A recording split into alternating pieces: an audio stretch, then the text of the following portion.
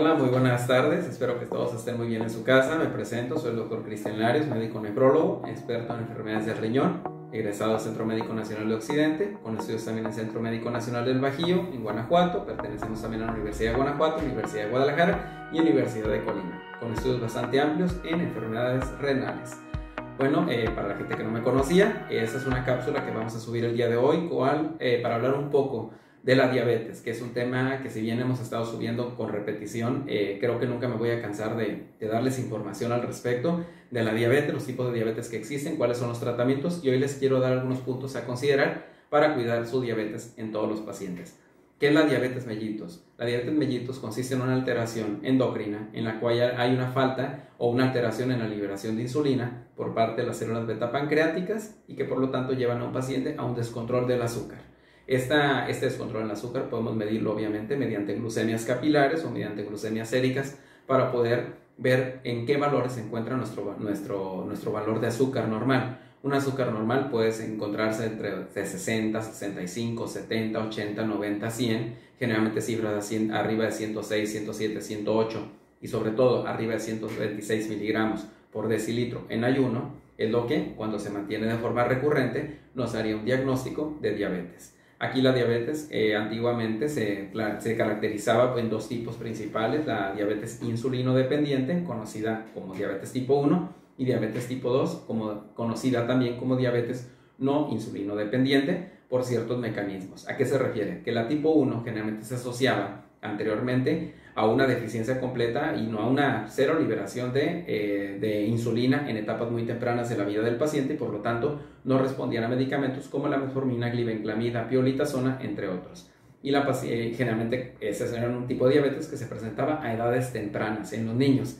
Y la diabetes tipo 2, que es la diabetes más ya conocida como diabetes de adulto, que se le conocía como no insulino dependiente, aunque ahorita esos términos ya realmente no son aceptados, por lo mismo de que los pacientes con diabetes tipo 2 pueden requerir únicamente insulina para su manejo, porque no responden también a las otras terapias con medicamentos vía oral. Pero bueno, esos son los dos tipos de diabetes principales, tipo 1, tipo 2, que es la del adulto. A grandes rasgos pueden ustedes ubicarse, la diabetes tipo 1 en etapas tempranas, niños, adolescentes, y la diabetes tipo 2 en etapas avanzadas, ya en pacientes ya adultos. También tenemos otros tipos de diabetes, que no quiero obviamente meterme tan a fondo, como la diabetes juvenil, la diabetes que se presenta en el embarazo, porque cada una ocuparía una plática bastante extensa al respecto. ¿Cómo se diagnostica? Hay diferentes pruebas para hacer el diagnóstico de esta diabetes. Obviamente está la prueba de la glucosa, estar vigilando la glucosa en ayuno. Generalmente cuando la glucosa se mantiene en varias ocasiones por encima de cifras altas, arriba de 126 miligramos por decilitro, podemos perfectamente hacer el diagnóstico de diabetes. Cuando se presenta de forma recurrente y en un paciente después de varios estudios seriados que le hemos estado haciendo. También se hace el diagnóstico en pacientes que presentan una hiperglucemia postprandial me refiero después de los alimentos, después de 2-3 horas de ingerir alimentos, presentan glucemias por encima de 200 miligramos por decilitro. Cuando esto se hace de forma recurrente, pues también obviamente nos orienta a un diagnóstico de diabetes. Y también cuando el nivel de hemoglobina glucosilada se encuentra por encima de cifras de 6.5 a 7%, esta hemoglobina glucosilada pues alterada nos habla de que el paciente tiene un trastorno ya en la regulación de la glucosa a nivel endocrino. Hay alguna alteración hormonal que tiene y la principal que tienen es resistencia a la insulina o falta de secreción de insulina, también por destrucción de células beta pancreáticas o alteración en la liberación de la amiloidina. Aquí esta enfermedad puede dar algunos síntomas iniciales como es pérdida de peso en los pacientes, pueden tener bastante hambre, tienen algo que se llama polifagia, quieren estar comiendo constantemente. Va de la mano a una pérdida de peso, son pacientes que pierden peso constantemente pese a que estar comiendo bastante. Muchas veces también el paciente llega a tener muchísima sed, lo cual se conoce como polidipsia, quieren estar obviamente tomando agua, ¿sí? Y por lo tanto cursan con poliuria, están orinando bastante y en varias ocasiones, así como nicturia, que es una alteración en la cual el paciente se levanta por las noches a orinar. Son algunas de las alteraciones que se pueden llegar a presentar cuando se podría decir que la etapa es inicial. Ya más adelante se verán las complicaciones y dará los síntomas relativos a las complicaciones a cada uno de los órganos afectados. En este caso, ¿qué complicaciones puede llegar a la diabetes a tener? Tenemos complicaciones cardiovasculares, el infarto agudo del miocardio, la arteriosclerosis coronaria y demás alteraciones cardíacas, pues obviamente pueden llevar a una alta mortalidad, ya que el paciente no tenga una buena calidad de vida, e incluso la falla cardíaca, el infarto agudo del miocardio, es la principal causa de muerte en un paciente con diabetes mellitus tipo 2 o tipo 1 no controlada. Tenemos también obviamente afectaciones a nivel del aparato renal, en ese caso a nivel de los riñones. Obviamente esta alteración conlleva a un cuadro de enfermedad renal crónica en el cual el paciente va perdiendo su función de los riñones desde etapa 1, etapa 2, etapa 3, etapa 4, va progresando. Recordemos que la etapa 1 a la 4 son etapas prediálisis, y ya la etapa 5 pues es la etapa donde ya requiere el paciente una terapia renal sustitutiva con diálisis, hemodiálisis, y pues bueno, es la etapa que no queremos que los pacientes lleguen. Esas son algunas de las complicaciones renales. Complicaciones a nivel neurológico, puede haber obviamente una mayor tendencia a presentar eventos isquémicos, un EBC que puede afectar a diferentes partes del cerebro, y por lo tanto las alteraciones motoras o alteraciones neurológicas que va a derivar, pues va a depender del área del cerebro afectada. Van a ser las áreas o las extremidades o piernas que va ya sea de un lado o de otro o bilateral, que pueda tener afectado dependiendo cuál sea la alteración a nivel neurológico, a nivel cerebral que tenga.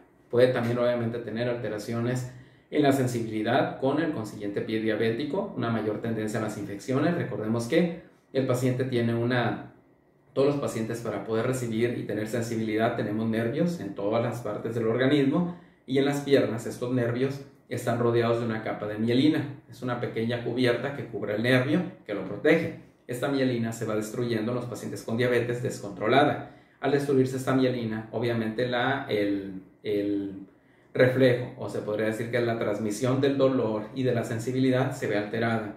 Entonces los pacientes empiezan a tener alteraciones en la sensibilidad en las piernas, lo cual los hace que no se den cuenta si traen una uña enterrada, que no se den cuenta si pisaron un vidrio, que no se den cuenta si pisaron un clavo, una tachuela, y eso a la vez, cuando no se limpia la herida, cuando no se debrida adecuadamente, cuando no toma antibióticos, lo lleva a que esta infección vaya progresando, y si ese paciente nunca no tiene nadie que lo cuide, o no tiene un familiar que esté al pendiente de sus pies, conlleva a un cuadro de pie diabético, una ulceración, y en algunos casos obviamente la pérdida de la extremidad, que será la amputación de la extremidad del paciente. Son algunas de las complicaciones, y también tenemos complicaciones bastante